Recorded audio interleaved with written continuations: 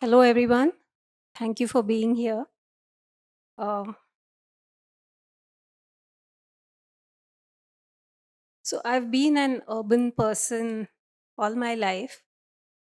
I was born and because I was born and brought up in Mumbai, and my paternal grandmother, her parents owned a farm. Uh, my maternal parents came from Vidarbha, from Nagpur to be specific. Maternal grandparents, sorry. And my paternal grandmother, her parents had a farm in MP. So that's the extent of my rural reach as a child and as a grown up. And I've always been an urban person. And I'm sure there are many of us like that throughout the towns and cities of India and in the audience here. So, which means we left our rural roots 3 to 4 generations ago. And not all of us, but many of us are clueless about how our food reaches from the farms to our plate.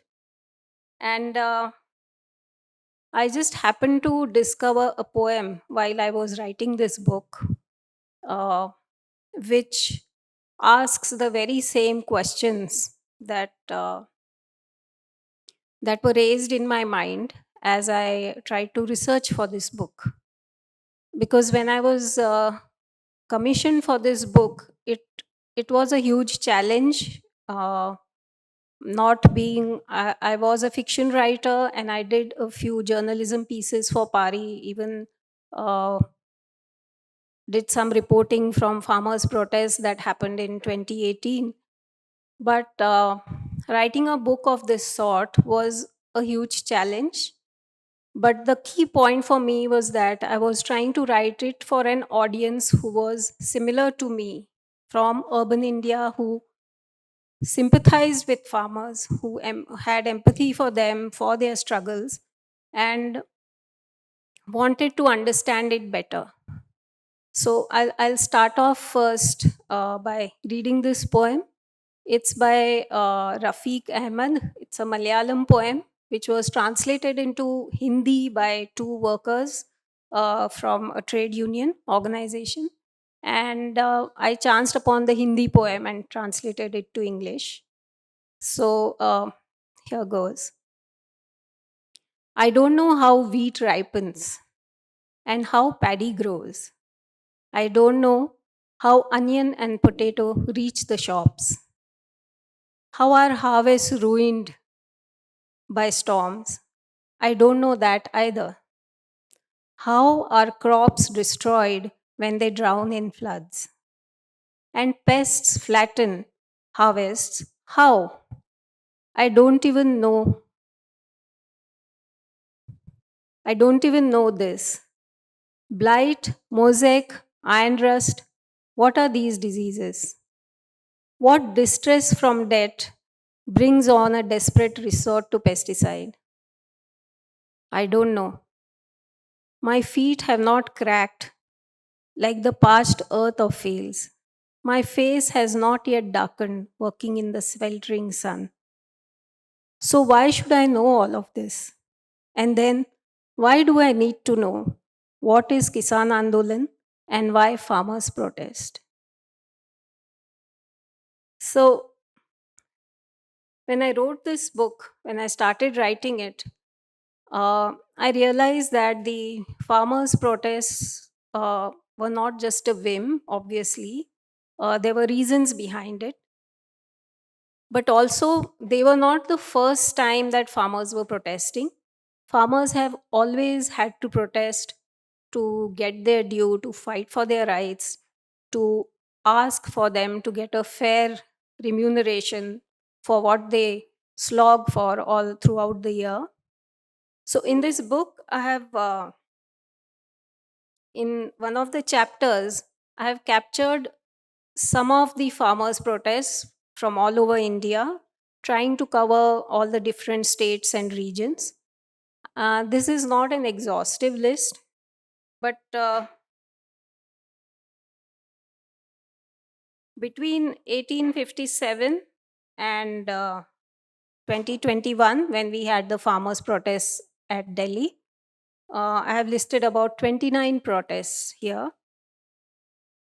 And this is not an exhaustive list, as I said, and they cover all regions, including Karnataka, Tamil Nadu, Punjab, Haryana, Rajasthan, West Bengal, Bihar, Maharashtra, Uttar Pradesh, Kerala, Andhra Pradesh, and so on.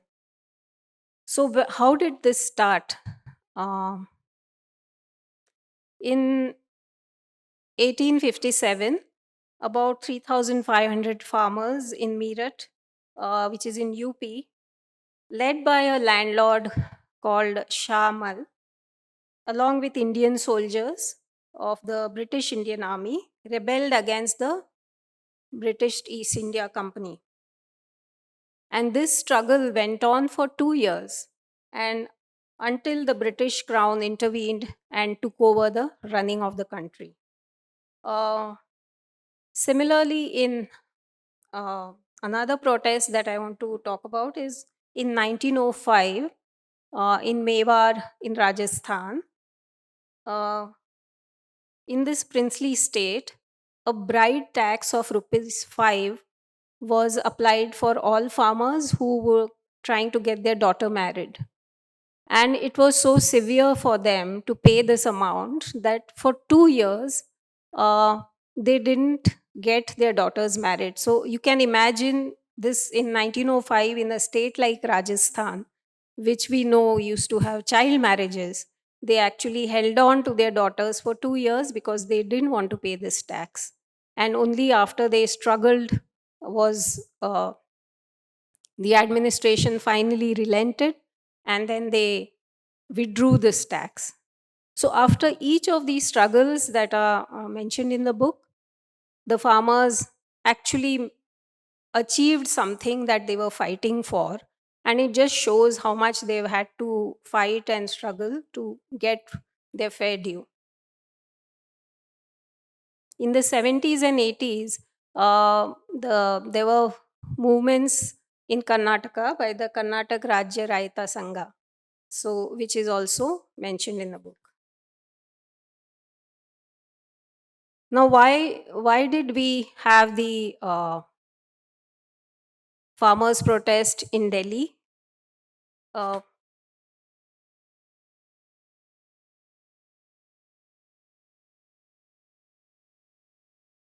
so the farmers were already under distress, which I'll talk about in one of my next slides. And while they were struggling under this distress, and when the pandemic was going on and lockdown was announced, the three farm laws were brought in, and we'll talk about that in one of the next slides.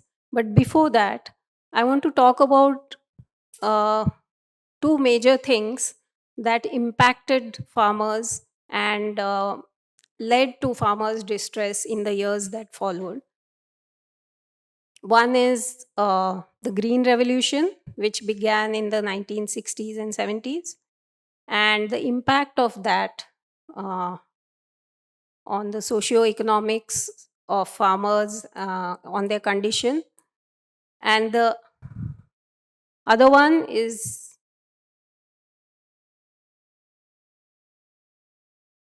the impact of the economic reforms. Uh, so, what happened during the Green Revolution was after independence, India was s- uh, s- reeling under uh, a paucity of crops or yields, and self sufficiency in food. And we were being supplied wheat from the US. And eventually, it so happened that the Green Revolution, which was going on in other parts of the world, came to India.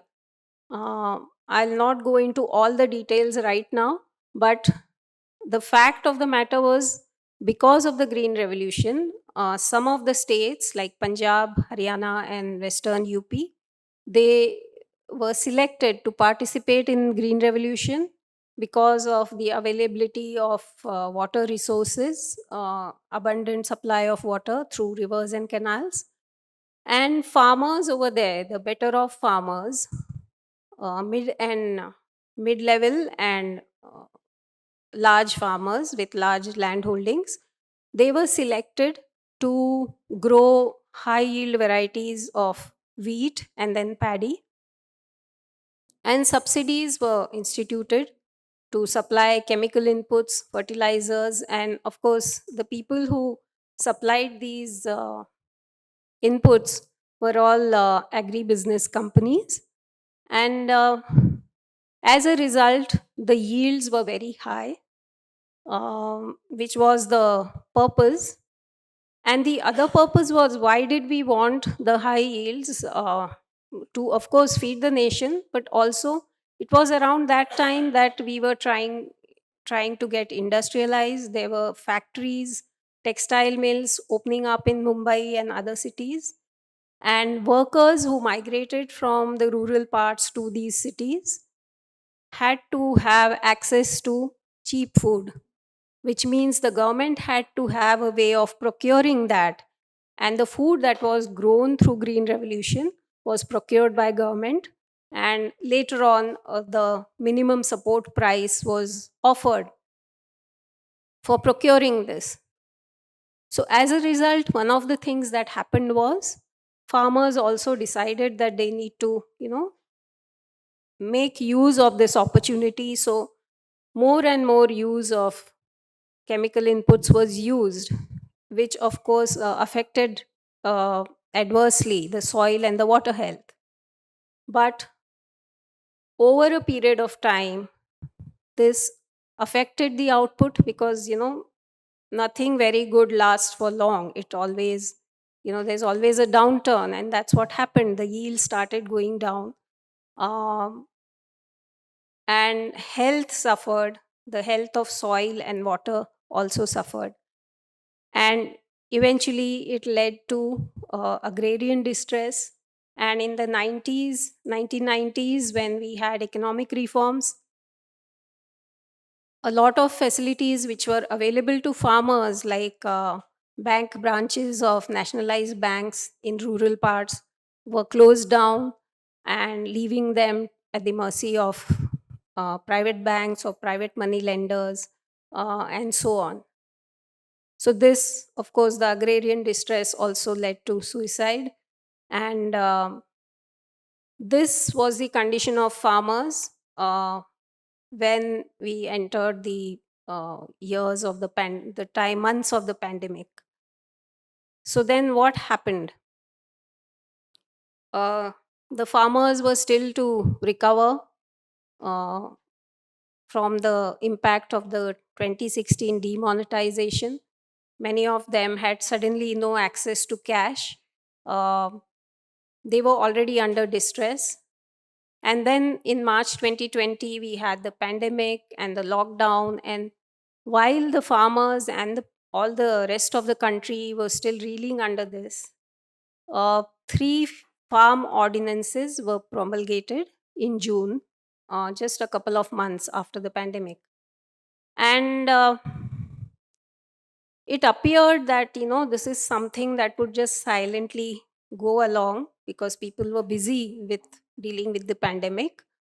But it so happens that farmers and farmers organizations are always alert to what happens at the policy level, and they found that these ordinances were not in the interest of farmers. So they started meeting at district level, at village level, to discuss the impact.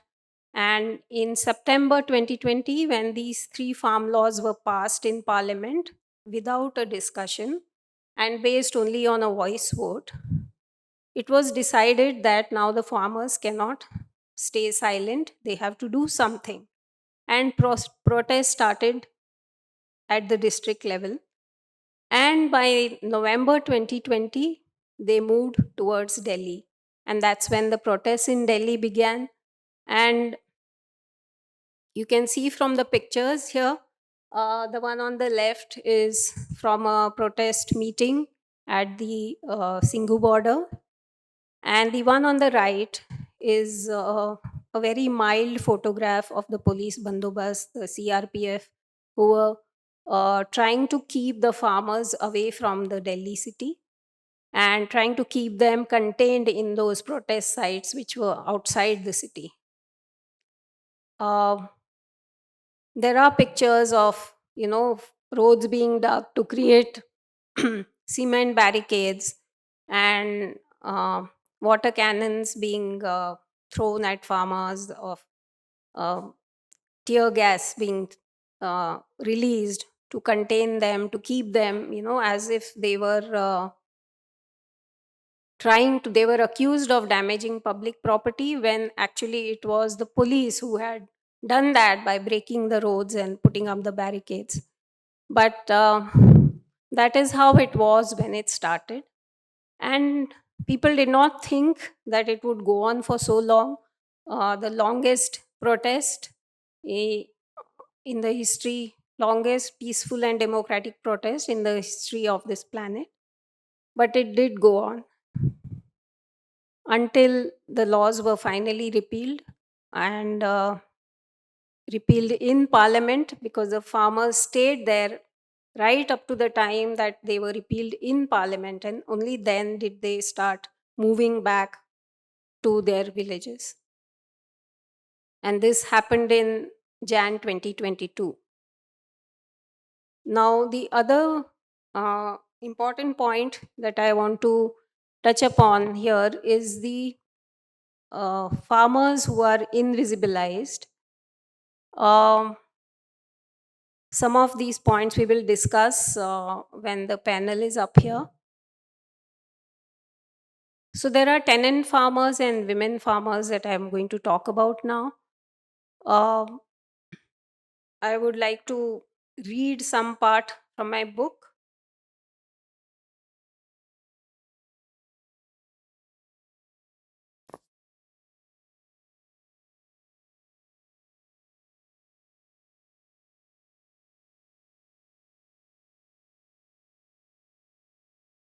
So, 85% of farmers in this country are small and marginal farmers, and women farmers, they own less than or up to 12% of land.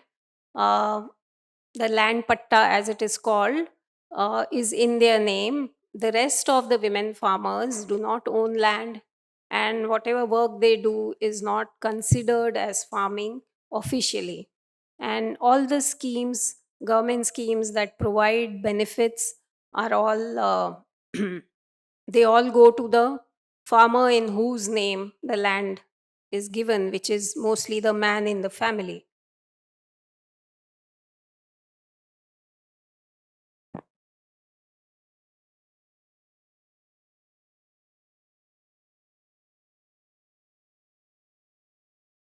So, one of the farmers I met during a protest in 2018 in Delhi, which was the Kisan Mukti Morcha, he had this to say about women farmers. He said, agriculture is impossible without women. They do the weeding and maintenance of the crops, they do the cotton picking, they also often do sowing. So, without women, the work on farms just cannot go on. Women are an important part of each of our morchas. Their families are dependent on them for everything. Even if she is not the head of the household, the woman is the most important person in a home upon whom the whole family depends. This is something that a man from Yavatmal had to say about women farmers. And about tenant farmers, it's the same story. The picture you see here on the right is a woman farmer who I met in Chamarajnagar district in Karnataka.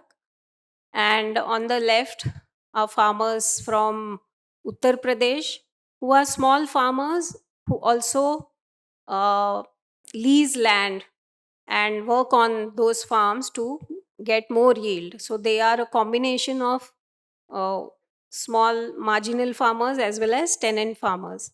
And each of these categories that I've listed here, they are not mutually exclusive. A woman farmer is also a tenant farmer. She's also a farm laborer, and she could be a Dalit or Adivasi farmer as well. So when I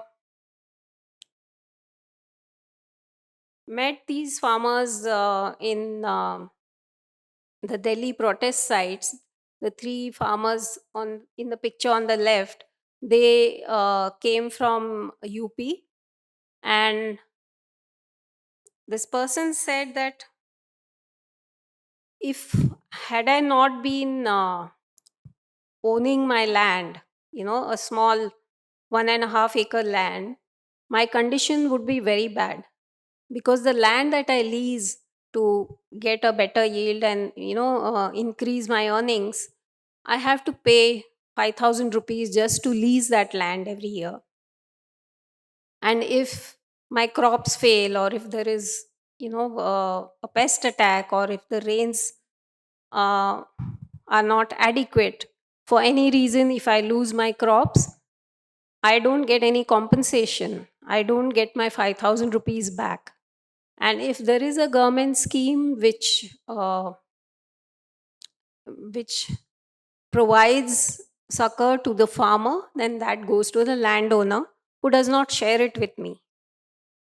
And the other problem that tenant farmers have is that landowners are unwilling to make official written contracts, which would help them, try and get some sort of an official position to get benefits from the government schemes. There are many landowners who have no connection with their farms. They live in cities, whether it's Delhi or Mumbai or wherever, but they do get their produce from the land which is being leased to others. They earn money from that, from those farmers, and when they go there, they have the farmer and their families also, helping out in the house, and working with them as their servants, so to speak. And this happens in all states. There's no particular state that this happens in, and that's the condition of tenant farmers. However, there are some organizations in Andhra, Telangana, who are trying to correct this and trying to work for the rights of the tenant farmers. And so I just want to mention that over here.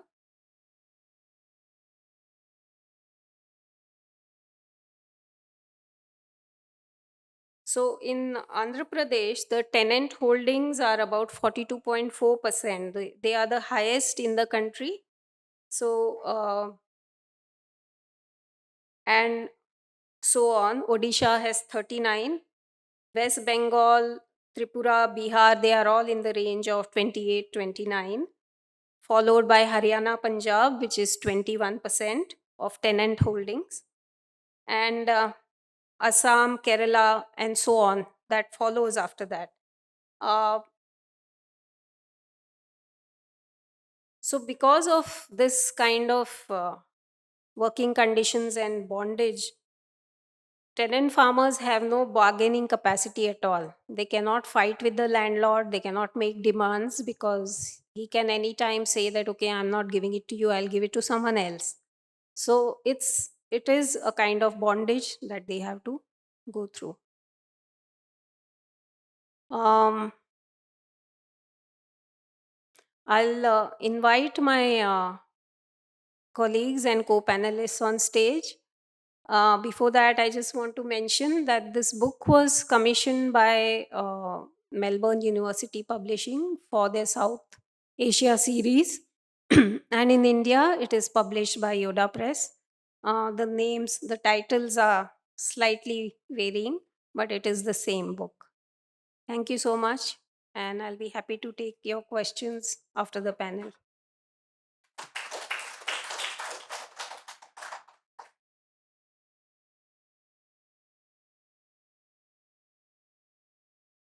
you, Namita, for that presentation. I think we learned a lot more about some of the issues that one knows at a broader level. I'm going to now ask Preeti to open the discussion, leading with her work on Adivasis and livelihoods, and take it from there.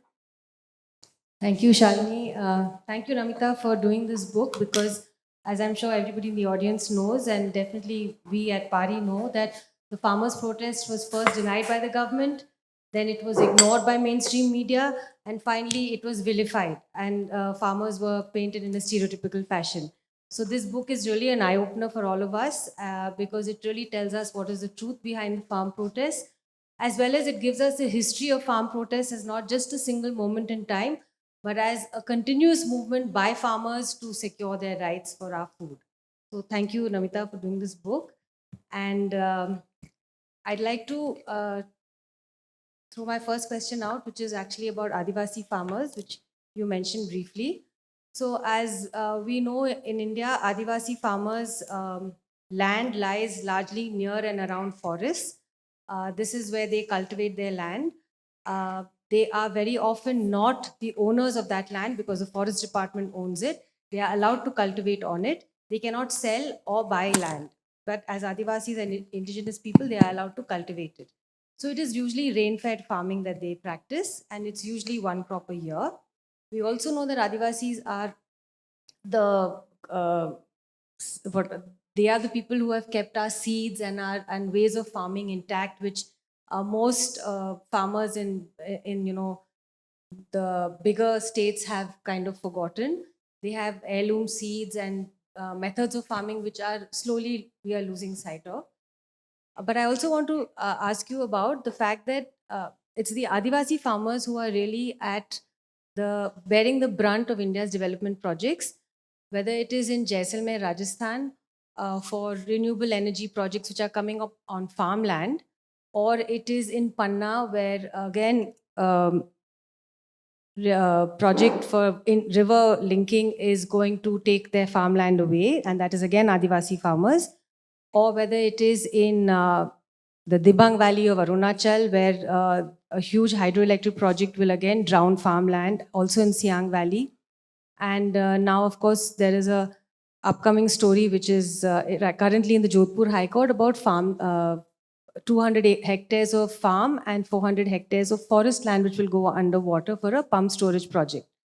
So, my rather long introduction to the question is that we know that from your chart as well that Adivasi farmers have been at the forefront of the protest, but we also know that their contribution is largely ignored by media, and their voices are also not very often heard.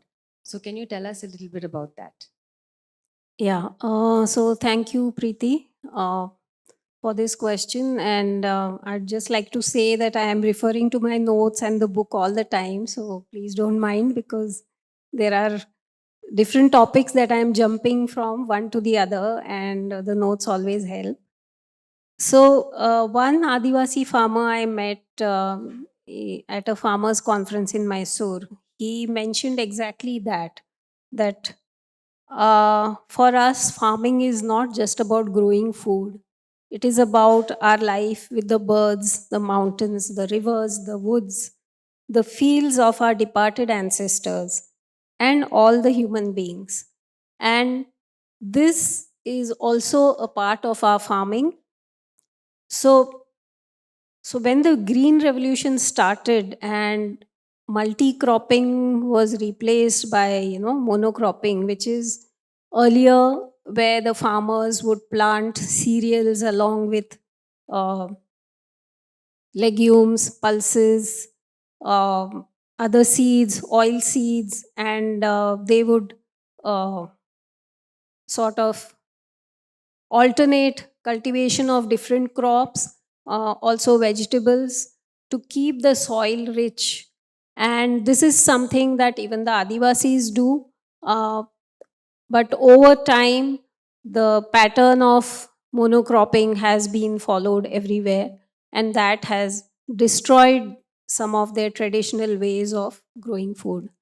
They are still the people who preserve seeds, as you said, and in addition to fighting for their land in light of development projects, mining projects, they also have to bear the brunt of the uh, human animal conflicts that happen because of deforestation. And naturally, animals have to find food, they have to find their space, so they encroach, or rather they come into, I cannot say encroach because it is their land too. They actually come into the fields, they come into the areas where the Adivasis are living at the borders of the edges of the forest. And that is another problem, which is a big issue for the Adivasi farmers. Thank you. Thank you, Preeti. Thank you, Namita. I now request Shankar to take the conversation forward with the complex issue of caste and how that ties in with the farmers' movement. Hello ನಮಸ್ತೆ ನಾನು ಶಂಕರ ಕೆಂಚನು okay caste is a root of Indian culture, agriculture, and whatsoever. Land ownership and access in India, farming sector, historically and to large extent even today, land ownership in rural India heavily skewed along caste lines. Upper caste uh, dis- disproportionately own the most fertile land, largest parcels of land. Sorry. So when it comes to lower castes and Adivasis or OBCs, there is a structure. They get land, barren land, which is we call in Karnataka it's a Gomala or for cattle grazing. Those lands were occupied by these Dalits and not Adivasis or OBCs who were landless. So they can't grow anything there because it's non-fertile land. There is no water. We have to depend on that rain only. So they don't get much yield. If even they get that, it will be enough for their home only. They can't sell it. And again, for the next year to grow the grains, they have to take money from money lenders, or they have to pledge their gold or something. And in farm laboring, there is a structure. When it comes to weeding out and cutting grains, it all goes to Dalit families or Dalit women and Dalit men. Again, in OBCs, they do kind of maestri, supervising the whole process. They do that. There is everywhere we can see that caste structure in that farming everywhere. And when that land reforming acquired, people got land and they had to sell it to again to the upper castes or to the real estaters, because when they face the emergencies, they have to sell those lands to uh, get money, get their problem solved, or their daughters get married or something else. They have to sell their land and they'll become again the landless finally. So land reforming didn't help them at all. You can see this everywhere in India.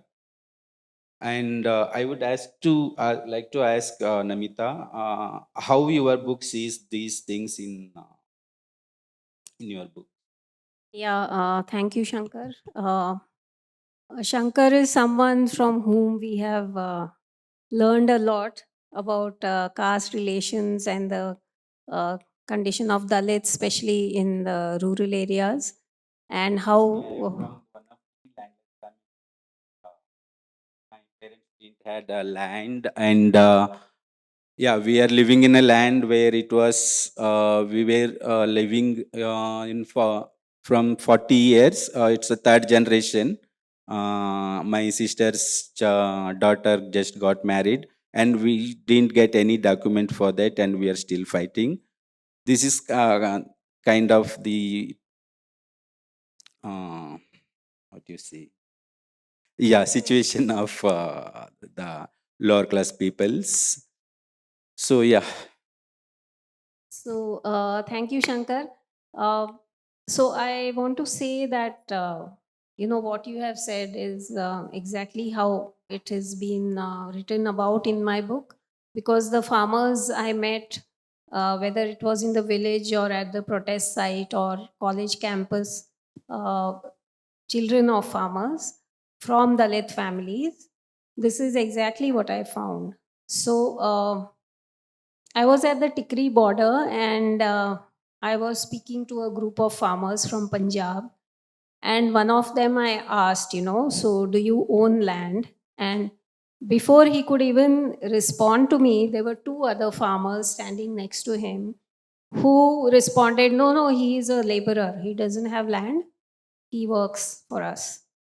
Uh, so they spoke about their farms and where they are from. And after they had finished, the, the person whom I had asked the question, he said, no, I am a Dalit farmer, Dalit farm laborer. I work on their lands. I don't have land. So it's, the way the conversation happened, the way he was not even allowed to answer my question, that itself showed, how difficult it is for the Dalit farm laborers in all over India. And in Patiala, the Punjabi University in Patiala, I met a group of students who are children of Dalit farmers and farm laborers. And they spoke about the same thing, that they have seen their parents laboring on lands of landed farmers, and it is difficult for them to earn money. Some of them, because they are landless, they also lease lands, and like I mentioned earlier, they have to pay through their nose to be able to lease those farms and grow food. And if there is any adversity, they have to fend for themselves. Many of these students, of course, say that we don't want to do farming. One of them is a singer, someone else wants to study and join government service, but they hate going back to farming because they know their condition is not improving. Some of them were very assertive in saying that there should be land reform. Land should be given to landless farmers, and everybody who works on the farm is a farmer. The term cannot be applied just to people who own land. So this is a struggle which has been going on for many years. After we got independence, some land reforms did happen, mostly in West Bengal and Kerala, but in rest of the states, they were kind of stopped because the people who were in power, most of the political leaders were themselves landed farmers, and there was opposition from them to give land to what they considered castes who did not deserve that kind of privilege. Thank you, Namita. I'm going to take up the climate change aspect. In 2019, People's Archive of Rural India embarked on a nationwide coverage of climate change across vulnerable communities and varied geographies. And this was done in collaboration with UNDP, where we did over 20 stories across India.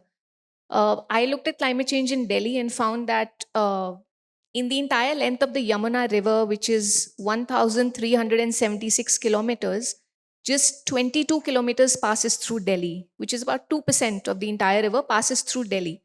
Now, this tiny stretch, which is, like I said, less than 2%, causes 76% of the entire pollution in the river from Uttarakhand to UP.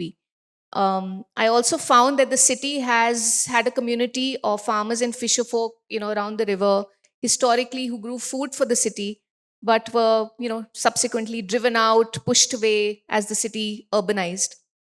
And also, if we look at the Yamuna floodplains, which are just 6.5% of the city's area, they act as a thermostat for the city's temperature. But real estate activities have disturbed this fragile equation over the years. So I'm going to turn to your book, Namita, which talks about the farmers protesting not just in the peak of the pandemic, but they're also the first phase of climate change, in India. So could you elaborate on that and tell us how climate change has made it worse for them, apart from the other issues that we've looked at? Yeah, so I would also like to talk about organic farming a little after I answer your question, because somehow there is a connection between what is happening to agriculture because of the earlier mistakes and because of climate change and how we are trying to recover from it. So, so when it comes to climate change, so it affects in two major ways. One is rains, which is with a lot of our land, agricultural land being rain fed, we are still dependent on rains. So now it's become, it's like either it's too little or too much, or it is at the wrong time.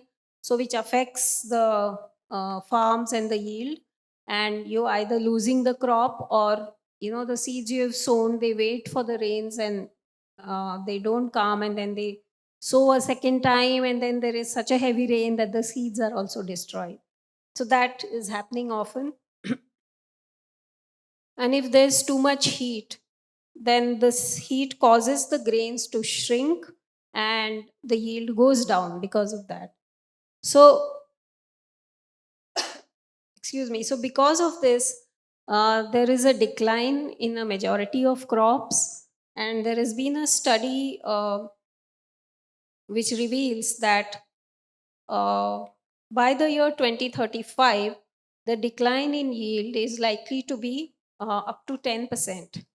And this decline, the figure keeps increasing.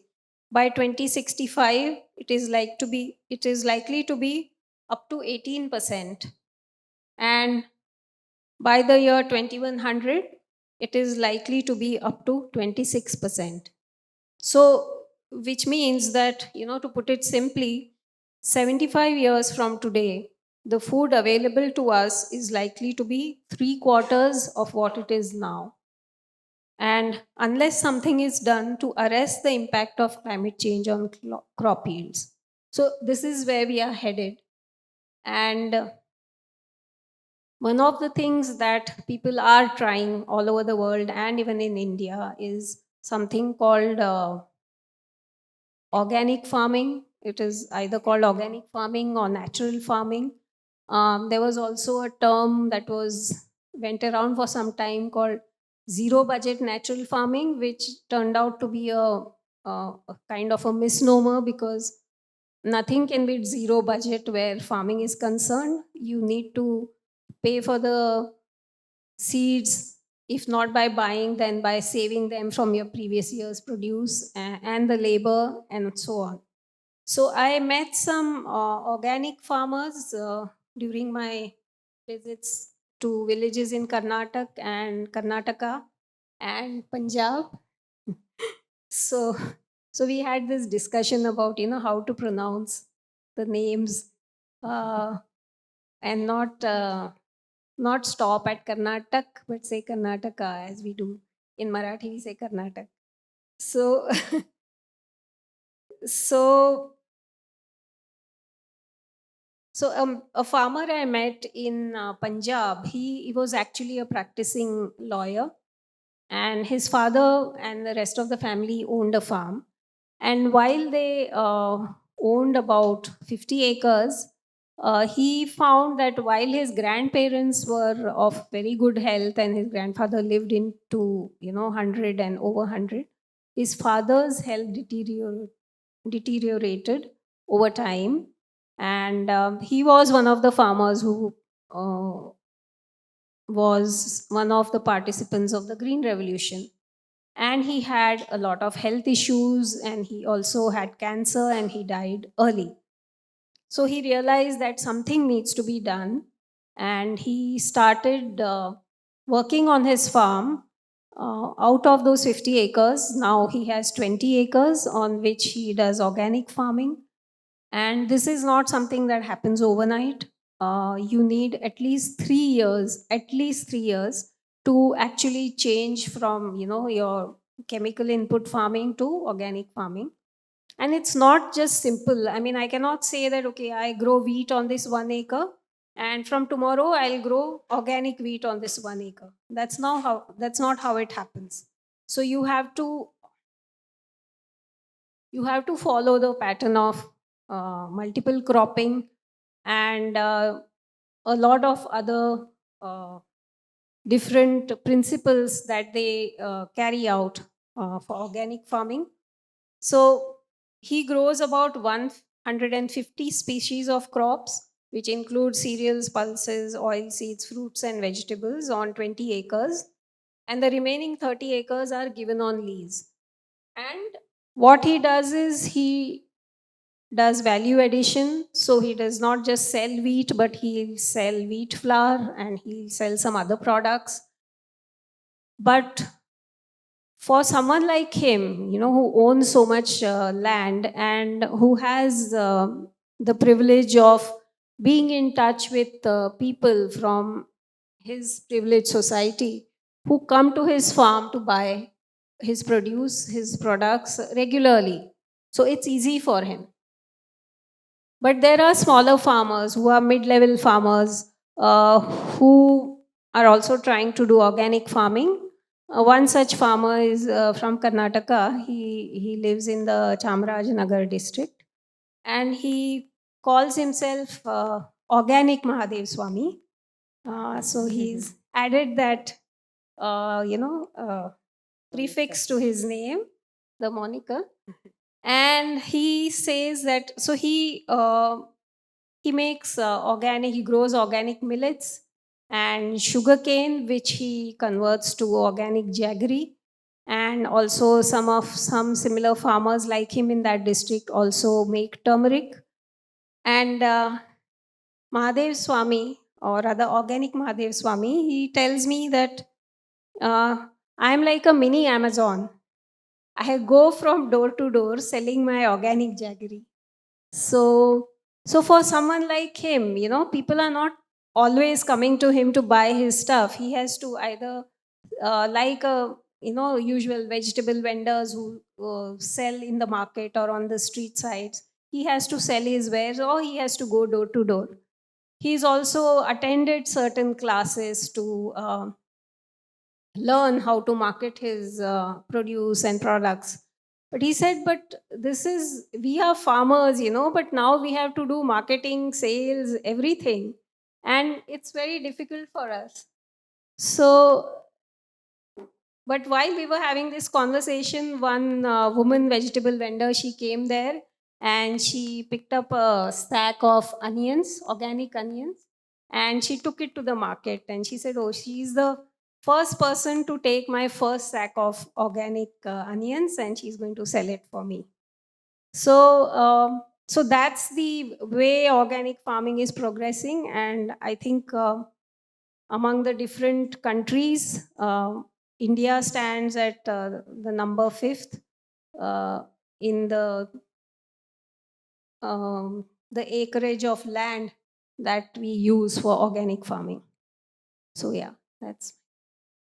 Thank you, Namita. Given that all of us are a mix of, people from different fields, your journey from a chemistry major to a journalist, at 18, when you were perhaps studying the microbiology of soil, did you ever imagine that several years later, you're going to write about the biology of the protest of those who till that soil? So actually, I was I did not even study humanities. So I mean, I never thought I would even be a writer. So I was walking a straight line. Did my chemistry BSc and did MSc biochemistry. I got a job, got married, had a child, and life was going on like any middle class working woman in Mumbai. But then at some point, writing happened, and I found myself when I was writing the novel that farmers had entered that story, and I realized I didn't know anything about farmers. And then that's where I started reading about them. I got in touch with journalists, including Jaideep Hadikar and P. Sainath, and then my connection with Pari happened. And it's a long story, but to put it very precisely, I would say that, the challenge of writing about something that you're curious about, and which was actually very scary, for me writing this book, because I realized that I don't have the research experience, the journalism experience to, I haven't reported for years on rural India or on farming. But that was the kind of challenge. And having come from a science and chemistry background, I felt I had to go to the root of everything. So, because the book was also published by Melbourne University Press, which is a university press, so there was uh, a peer review that happened, and which was quite rigorous. And one of the points that I was told was to knock off some of the paragraphs I had written about the science of how fertilizer works, and why why plants need nitrogen, why they need potassium, and that is one point which I didn't accept. I said, no, I want to keep it because I wanted to know this. So I'm sure there will be at least some readers who would want to know, why fertilizers are so important and why there's so much going on around the world about it. So, yeah, I know you wanted a short answer, but I gave a long one. It's a long journey, but I mean, I think your experience just proves that anyone can be a journalist today, and this is actually a perfect segue to leave you with tomorrow's workshop on writing for social change, which is being conducted by Preeti. And if you missed a chance to register, she lives in the city, so you can just call her back anytime.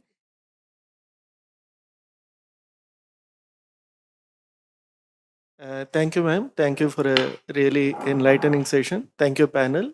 Very interesting discussion. So, I spent the first 13 years of my life on a farm. So, this is a topic which is very close to my heart. So, what I wanted to ask is this. In the course of your research and in the course of your investigation, how much percentage or what percentage of the people who are protesting did you find really trading in APMCs? Because from my personal experience, and when the farmers' protests was happening, I was living in Pune, and I went around to quite a lot of farms in and around Pune, in the Bor district, Satara, and so on. And I also went to Market Yard, which is the APMC controlled mandi. And I found that a lot of these farmers were actually selling at the at the farm gate, because it was not economical for them to do the bagging, storage, and transport, to the APMCs, which is usually about 100, 200 kilometers away. And a lot of trade was happening in the private mandis. So the question that I wanted to ask is, really, what percentage of the people who are protesting there were genuinely, sort of impacted economically by the farm laws, or was it more a political reaction? Is what I wanted to understand. And the real people on the ground, the farmers on the ground, were they genuinely impacted by this, or did they just say, the prices MSP is published, we never sell at this in any case, doesn't matter to us? Thank you.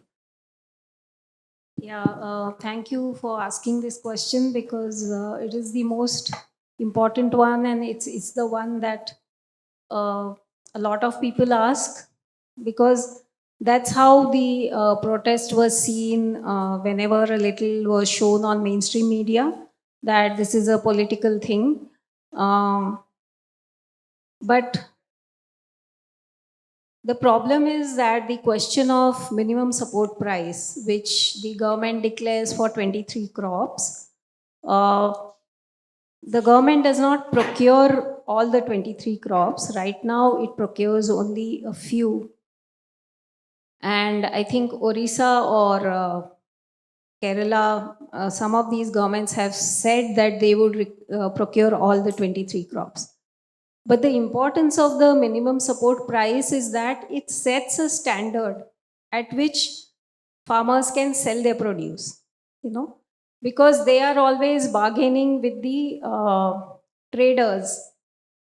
And the traders also are the ones who are selling seeds, who are selling the fertilizers, who are selling the pesticides, who are also money lenders sometimes. So the farmers are indebted to them. And many of the farmers who sell at their farm gate are actually selling it back to the money lender because they have already borrowed from him. Now, the question of who are the people at the farm protest sites, they were all farmers. There were volunteers from the city of Delhi, from the other cities, people like me who went there to learn about them. And there were a lot of others who went there as volunteers. There were new media that came up because, a media like Trolley Times, which is now only a blog online, and a lot of small pamphlets, magazines came up to record what was happening on those sites. And there are even students who are doing PhD on this topic of the media that came up during the farmers' protests. The farmers came from different regions.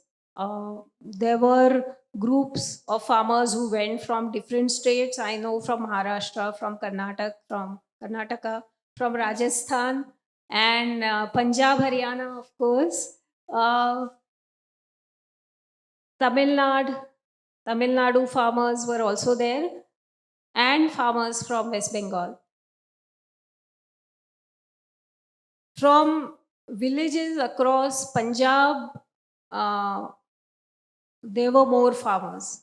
Obviously, because Punjab, Haryana, and Western UP were the most affected by the impact of the farm laws, one of which would gradually stop government procurement because they were going to do away with the APMC mandis. Now, what happens in those mandis for these farmers is that there are these lenders there, especially in Punjab, who lend them money, but they also buy the produce from them. So there is a relationship that goes on, which has been happening over generations. And a lot of these systems which have been built over years, they were likely to get impacted after the farm laws had they been implemented. And the thing about the second law, which was the contract farming law, which contract farming was already happening in India. It was not new, right? There were farmers in Punjab who were growing potatoes. There are farmers in Karnataka who are doing growing seeds for seed companies. We have stories of women farmers who are doing hand pollination of okra and some of the other crops, and so on. And so, contract farming is not something that is, yeah, it's not something that is non-existent, but the way it was brought out in the laws, it meant that the farmers were at the receiving end of an unfair proposition, and the means for any redressal was not available to them, because it was also said in those laws that you cannot approach courts for redressals. You would have to talk to a judicial magistrate at the district level. Now, how is a farmer going to fight for redressal if the other party is an agribusiness company and the person who is a district level bureaucrat who could be easily bribed? How is this going to happen? And we saw this very recently, maybe a couple of years ago, when in Himachal Pradesh, apples were bought by one of the big famous corporate guys who is famous in our country now, Adani. Exports or Adani Agro, and they procured apple crop at a price that was much below the MSP, which was not what the rate used to be. So that is what would have happened. And in a way, it is happening, but then by making it into laws, you are giving it legal sanction. So the other question, whether all the farmers are affected, there are some farmers who are not aware of this. I met a couple of farmers in Karnataka village who said, no, we are not aware of the farm laws, we are not aware of the protests, we don't watch TV, he said. So Sorry, just to add to Namita's point, also in India, marginal farmers are over 70% of Indian farmers are really small, 2 bigha, 1 acre, 1.5 acres. So to add to your point, imagine a small farmer of that size who's usually doing sustainable farming for his own consumption to actually approach an agribusiness and take them on it's impossible. It's not going to happen. Yeah. most of them do farming for their own sustenance.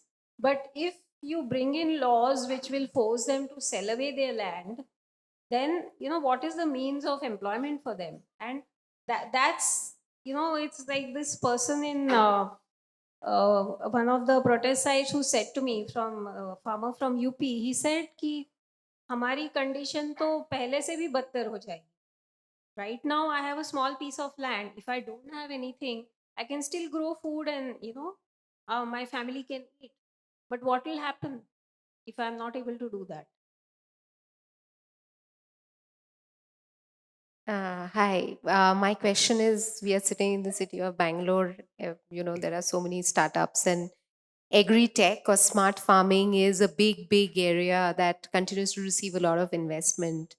And a lot of it, so there are 3 areas in which technology companies are trying to intervene. And I would love to hear your thoughts in terms of actual farmer experiences, in terms of whether this technology is actually reaching them or they are being able to take advantage of this. The first area is definitely in terms of how to improve yield by being able to forecast the weather pattern, the rainfall, so that the farmers can plan when to sow, right? Now, so that is one area which is called smart farming, right? The second area is just in terms of providing a supply side marketplace, which is being able to supply, say, organic fertilizers, farm equipment, right? That helps in that little bit boost to productivity. So the supply of making supply easy of seeds or fertilizers, etc. So that is the second area of technology intervention. And the third area is the demand side, which is basically a marketplace, which is your organic Swami saying that, oh, I am having to become mini Amazon. But there are thousands of marketplaces that are there that are dedicated to selling agri produce, and one of the biggest value proposition that at least in the tech industry is given, that this is very beneficial for farmers because you don't have to depend on APMCs, you don't have to depend on MSP. You will know what the market price is, and then you will be in a better position to sell your produce at a much at a price that is much more optimal for you. So, given these 3 areas in which there are so many companies who are trying to innovate, is it really reaching the farmers? I have always wondered about this. So I think the companies who are providing these solutions for farmers, I'm not sure how connected they are actually with the farmers, whether they have actually met the farmers, got the requirements, and propose these solutions, or I don't know about each of these smart farming solutions, so I can't say that. But it often happens, I've also worked in software, and I know that the basic thing about building software is to get your requirements right. So something as complex as farming, which I've sort of covered in a chapter called Challenges in Agriculture. So something as complex as that, let us think ourselves something that's been developing over so many years, centuries, is it going to be easily addressed by tech solutions unless the farmer is also on board? I can tell the farmer that, look, you can do this. But, first you need to talk to the farmer. He has to agree, He has to, you have to be able to sell your solution to the farmer first. If he is sold on that, I'm sure there are farmers who are, taking benefit of these solutions. There are many who are doing that. But the number is minuscule because some of the farmers I met, they said that, look, we are approached by shops that say that we want to sell organic farming products. But when we go to those shops, we find that next to our organic products, there are also others which are not organic. So in a way, and the customers sometimes get fooled by it and they buy the non-organic stuff along with the organic, thinking that that is also the same. So they feel cheated in that case because the prices are different. Similarly, there are, I'm sure, a lot of points, and I don't have the actual answers to your question. I think only the farmers will be able to answer that. I think also without state support, I don't think farming is going to be sustainable or will last. We have many stories and we have people reporting from the ground on how farming is becoming more and more unsustainable. One drought, one flood throws a farmer into complete debt. They sell their land, they come to the city. They are migrant workers who've probably built this place, and the taxi driver and so on. And that's it. These people have left farming. They are not going to go back. And without state support, this class of farmers will not be able to survive. However much tech might help with telling us whether it's going to rain day after tomorrow, should I plant my seeds now or not. Yeah, I mean, we are not going to be able to control the impact of climate change on rain, right? So the prediction also, how accurate can it be?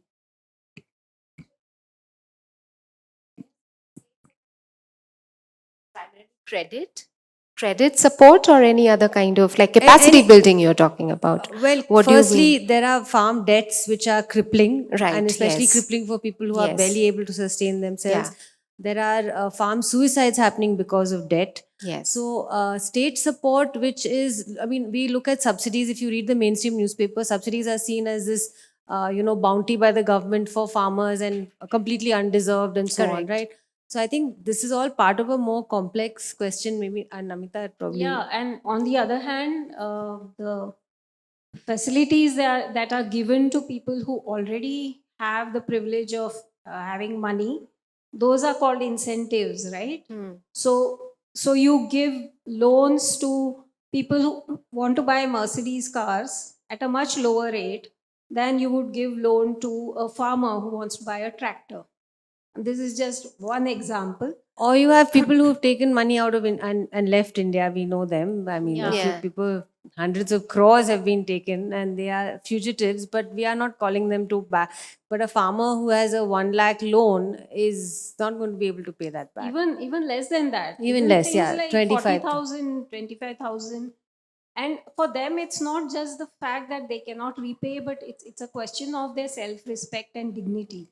There are bank employees or the money lender who would come to their door and they would say things which are disrespectful, which are humiliating. And that's the life that the farmer has to lead. And when it comes to suicide, it's not something that a decision has been taken overnight. It's a long suffering plight that goes on for some time, and then the person reaches that decision. Yeah. I don't want to hog the mic here, but sorry. Yeah. I come from a farming family. At the when the protests were going on, I was there with the people, and then we went to Sonipat as well. So Sonipat. yeah, Okay. near Sonipat, and I belong to a place called Rajasthan, in Junjunu, Pilani. So over there. So over there, like at that point I was preparing for UPSC, and then there all three laws came. We were reading about this, and then the protests erupted. One thing which I observed was that no one knew anything about the ordinances, because they were very complicated documents, and even we could not understand half of it. That okay, these three laws are passed, and then people were protesting over it. And the second thing was that it was not peaceful at all. Like it might have been reported peaceful in some media, it was not peaceful at all. Neither at like nor at the police level, nor at the level of the farmers who were protesting, and it was very political. Uh, the people who are policing them, they also come from farming families. So it was a extreme dilemma for them, because they are like trying to stop the people who they know, and it's just the media who is like trying to put different things in the head of different people. And we, like, even right now I don't understand, like, do these ordinances really help, or do they hinder the progress in which way it is going? Like, after that we have started a agribusiness company, like we started a small startup. And the tech thing is that, the good thing about tech is that, uh, yeah, I just want to, the question is that I really want to understand the ordinances, that how are they, like, for small companies, how are they helpful, like for people like us who come from like the farming background, and who are not, who do not come from a like large area, but who still want to help the farmers in that way. Are they helping us out, like, because we don't understand that. The second thing, the second question, sorry I'm taking so long, it's personal for me. So the second question is that, um, when the media reports, so right now there was a lot of reporting which was being done uh, by people who don't, like, they have no stake in that reporting. They are just there to like, कि हाँ ठीक है, थोड़ा political इधर बोल दिया, इनसे बोल दिया. And then there are people who will always be there, will come for a photo click session, कि हाँ, this is what we want.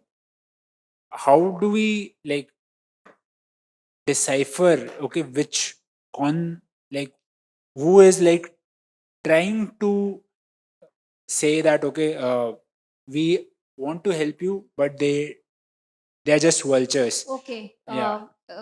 I'll just take those questions. The first thing is that the three farm laws, yeah, it when you read the document, it reads very complicated because it is legal language.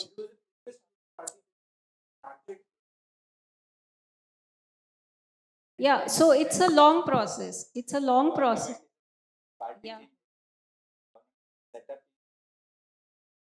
They work for almost for the their funders, the corporates, and their feeders, right?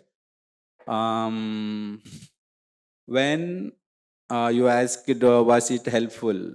Do you think corporates thinks about us when they make rules or they make policy? See, there is a there was a case where in Kerala, the people were fighting for the water against the Coca-Cola company. So the company, what did company did is they directly planted candidates from their side to the Gram Panchayat to make their things happen. So this is the reality. You don't. You said that I couldn't know about that policies of those farm laws because it is the media to let the people know what's in that policy, because it is not general people's cup of tea to know that. It is media and that intellectuals whom should analyze that and make it simple for the people, but they didn't do. And corporate owned media did was, it is good for people, and who they're protesting is not protesters, sorry, that not farmers. Farmers are in farms, and they are like they had labeled them as a Khalistanis, so and so. So we cannot expect to media to explain what is the farm laws. They didn't explain the pros and cons both. Yeah, please. Yeah, so to actually come to your question about what the farm laws are about, so that's what I've tried to explain in one chapter, and put it in a simple enough language so that because I needed to also understand first before I wrote it. So I would urge you to read that if you would like to understand the laws, but also, as you say, farmers did not know much about the laws, but the farm organizations, the movements that were on the ground there, they explained the laws to them. There were farmers who understood the. Of course they do. How would they? No, I mean, why should I assume that nobody understands? Obviously, there are people. No, I mean, why should anyone assume that nobody understands it? There are people who have understood it.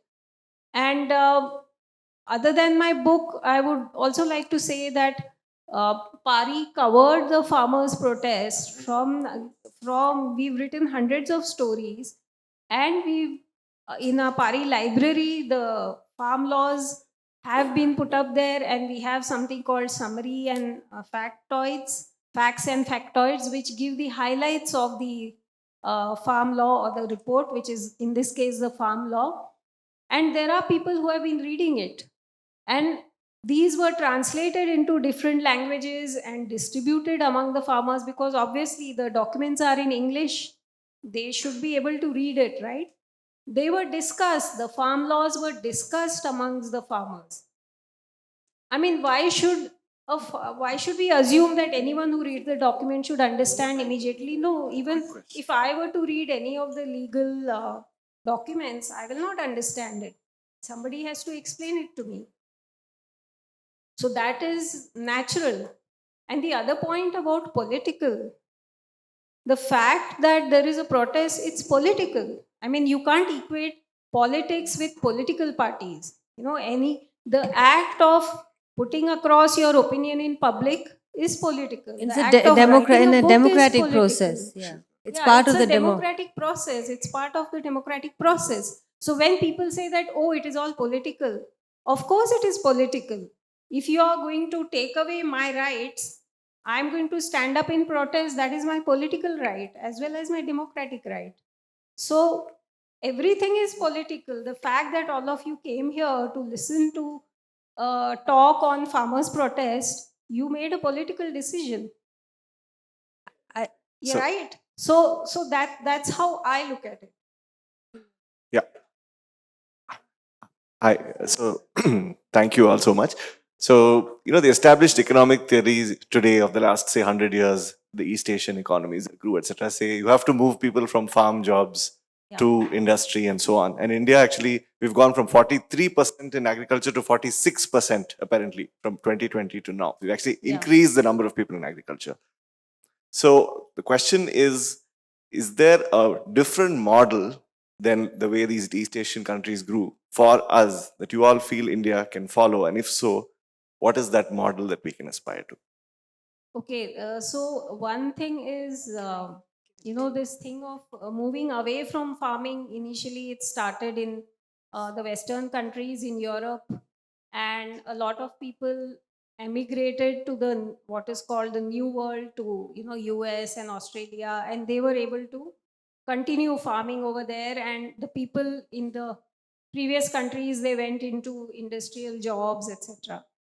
Now, if we were to replicate what's happening in the other Asian countries in India, then if you're saying that so many people should move away from the farm, then what are they supposed to do?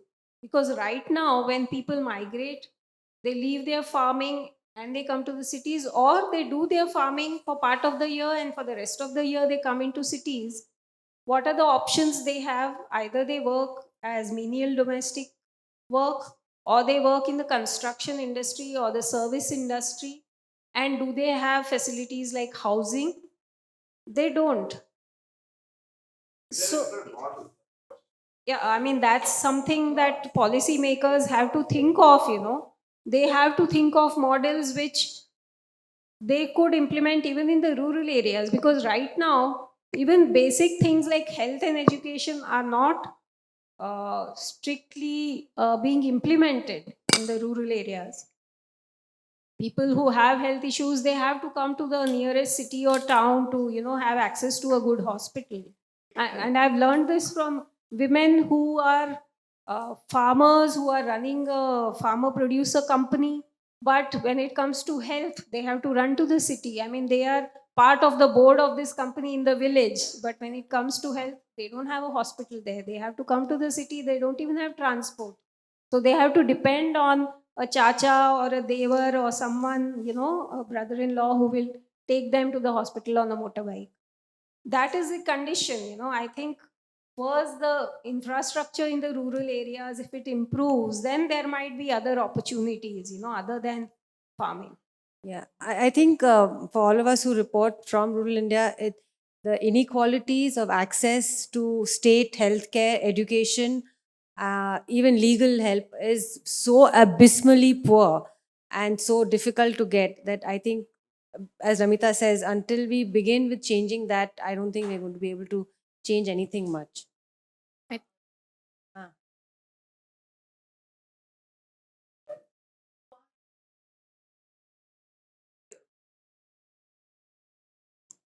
Not Yeah, so like I was reading out one of those percentages by, you know, how the food yield, the yield of crops is decreasing over the years. It's, you know, it's going from 10% to 18% to 26% over the years. So we are looking at trying to find solutions to the food security problem. There are people who are working on that. I don't have the answer, you know, how we are going to achieve it. Sorry, we have time for one last question. I'll be totally unbiased and give it to the journalist. I have the mic. You give it to me because I have the mic.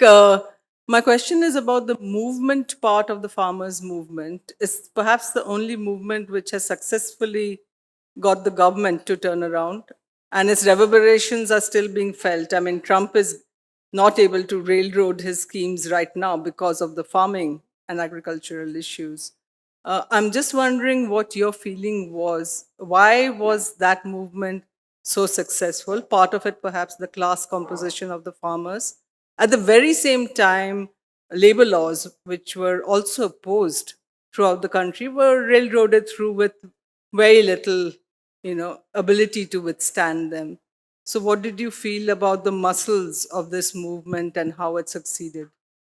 Yeah, so the one important factor was also the fact that there were elections in UP coming up, and it was whispered, and not whispered, but loudly mentioned in circles that it was quite likely that UP would be lost if the laws were not repealed, because a large contingent of the protesters was also from Western UP.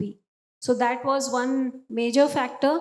And I think when they put in those ordinances and, you know, just sort of ramrolled them through the parliament, they thought, they didn't realize the commitment of farmers. They didn't realize that people would fight for their rights, and they thought the pandemic and the lockdown, like people were so busy, they would just submit meekly. So I think it was a question of mistake in their judgment and political compulsion that they decided to repeal the laws. And we are not we haven't got over this. You mentioned about the tariffs that are being put across by Trump. So which industry do you think will be impacted the most and the first? It is the agricultural sector. So the Sanyukt Kisan Morcha is going to meet in Vidarbha to discuss, because the import duty on cotton, which was already low at 11%, that has come down to zero now. And cotton is going to be harvested. So you will have cotton coming into the country and farmers will suffer in trying to sell their produce. Same question actually. Uh, The unity and resilience of all the farmers who protested. What you attributed and how you explain? What you in your research you found that kept them going and united?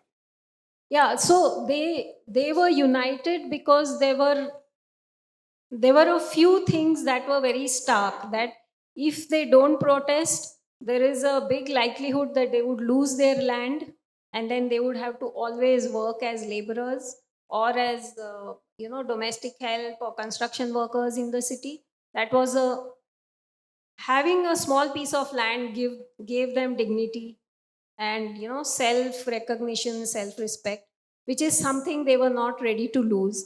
And you didn't have a better alternative in the city.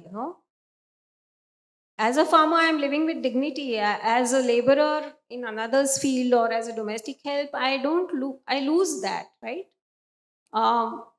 Thank you so much for the questions, and I know Sorry, that we- there are a few who we still can- want to ask. We but I can continue take this them. over Yeah. book signing. So thank you so much, everyone. Thank you.